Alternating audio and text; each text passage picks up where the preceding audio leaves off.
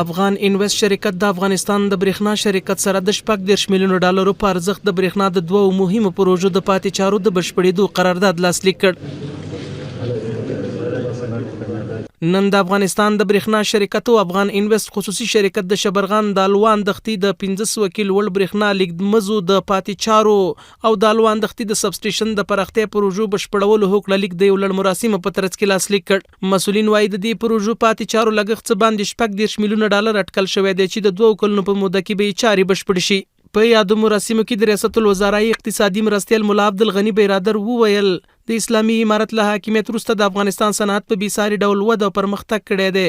په خبره اسلامي امارت په هر حالت کې د صنعت ودې او پرمختګ ته ژمن دی. افغانستان هم د صنعت په مورد کې د اسلامي امارت له راتګ وروسته د پام وړ رشد کړی دی او لا هم امارت هڅه کوي چې په هیواد کې صنعتي ماحول ته زمینه او د صنعت پرمختګ لپاره هر ډول شرایط مساعد کړي چې له جملې څخه یو او تر ټولو مهم برېښنا ده. د برېښنا شرکت د پانګونې د جلب رئیس فرید الله شرف مل وویل یادې پروژې څه د پاسه $950 میلیونه ارزښت لري چې له دې سره به د شبرغان د الوان دښتې د 1500 کیلو ول برېښنا موضوع پاتې چارې بشپړ کیږي او د الوان دښتې د برېښنا سب سټیشن ته به پراختیا ورکړل شي. له شبرغانه تر د الوان سب سټیشن پورې 315.18 کیلومتره لیږد مزې پروژه ده. په کال 2018 کې قرارداد شوی دی او د قرارداد شرایطو سره سم باید په کال 2021 کې تکمیل شوی وای. د پروژې ټول قیمت $950 میلیونه او $952,980 میلیونه دی. همدارنګه شرف مل زیاته کړه د الوان دښتې سب سټیشن د افغانستان د برېښنا شرکت یو مرکزی سب سټیشن دی چې له ګاونډیو هیوادونو څخه لومړی برېښنا دلته او بیا له دې ځایه د کابل په شمول نورو ولایتونو ته انتقالیږي.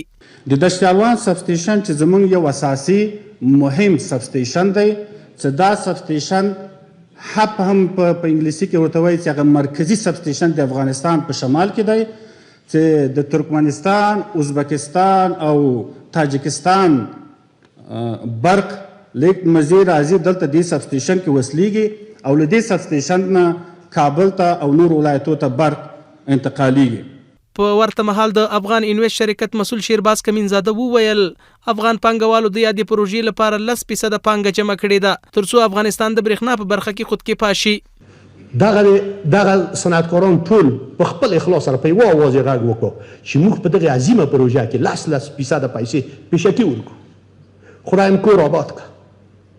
10% پیسې په اخلاص ورکړې تر اوسه که 100 میلیونه دي که 200 میلیونه دي هر څه چې دي په ټول افغانستان کې جمعوي تر څو زموږ ملي پروژه دا پروژه په تکمیل شي. خو الحمدلله ملي پروژه هم اوس د شرکتونو دواړه پروژه تکمیل شو. اوس تاسو 10% هم زه فکر کوم زیات به نیاز نه وي او خدای مو کور آباد کړه.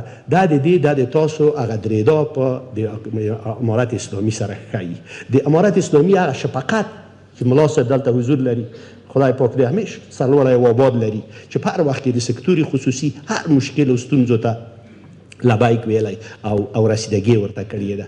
دا په داسې حال کې ده چې د افغانستان د برېښنا شرکت له لوري په هیواد کې 4 د لمریزې برېښنا تولیدي سب سټیشنونه جوړیږي چې په راتلونکي کې به چارې بشپړ او ګټې اخیستنې ته به وسپارل شي.